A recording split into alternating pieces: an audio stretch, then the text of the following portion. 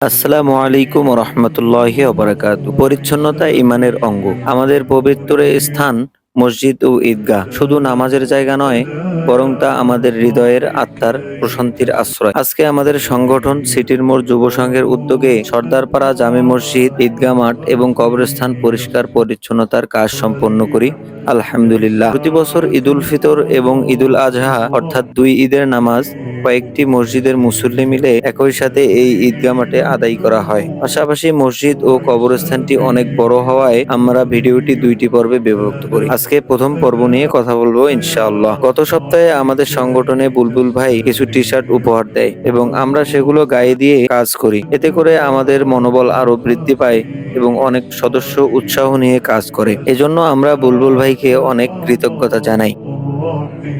প্রথমে আমাদের সদস্যরা মসজিদের বাহিরের আগাছা পরিষ্কার করে এবং তারপর মসজিদের জানালা, গ্রিল, ঠাই, দরজা মুছে পরিষ্কার করে। এর পাশাপাশি আমাদের কিছু সদস্য মসজিদের সব ফ্যান, লাইট, চারদিকের দেয়াল, বইপত্র রাখার র্যাক এবং খতিব সাহেবের বসার স্থান মুছে পরিষ্কার করে।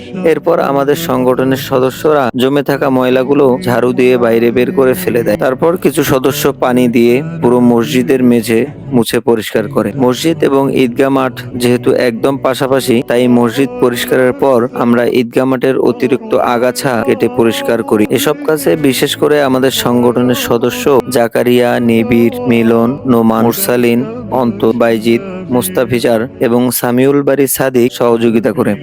আমরা তাদের প্রতি কৃতজ্ঞতা জানাই। নীরবে কাজ করে যাচ্ছেন আমাদের সংগঠনের প্রিয় ভাইয়েরা, শুধুমাত্র আল্লাহর সন্তুষ্টির আশায়। এই কাজের পিছনে নেই কোনো নামের লোভ, আছে শুধু সওয়াবের প্রত্যাশা। দেখুন কত সুন্দর লাগছে ঈদগাহ মাঠ ও মসজিদ প্রাঙ্গণ। পরিচ্ছন্ন পরিবেশ আমাদের ইবাদতের মনোযোগ ও প্রশান্তি বাড়িয়ে তোলে। এই সৌন্দর্য শুধু চোখের নয়, আত্মার খোরাকও বটে। আজ জুমার দিন ছিল, তাই বিভিন্ন প্রান্ত থেকে মুসল্লিরা নামাজ আদায় করতে এসে আমাদের কাজের প্রশংসা করে। তাই আসুন আমরা সবাই মিলে দায়িত্ব নেই আমাদের ধর্মীয় স্থানগুলি পরিষ্কার রাখার। পরিচ্ছন্নতার মাধ্যমে আমরা যেন আল্লাহর নিকট আরো নিকটবর্তী হই। আল্লাহ আমাদের এই খেদমত কবুল করুন, আমিন। আপনারা যারা আমাদের ভিডিও নিয়মিত দেখেন, তাদের কাছে অনুরোধ থাকবে অন্তত আমাদের এই ভালো কাজের ভিডিওগুলো শেয়ার করে মানুষের কাছে ছড়িয়ে দিন। তাতে করে সবাই উৎসাহ পেয়ে একটি সুন্দর সমাজ বিনির্মাণে কাজ করবে ইনশাআল্লাহ।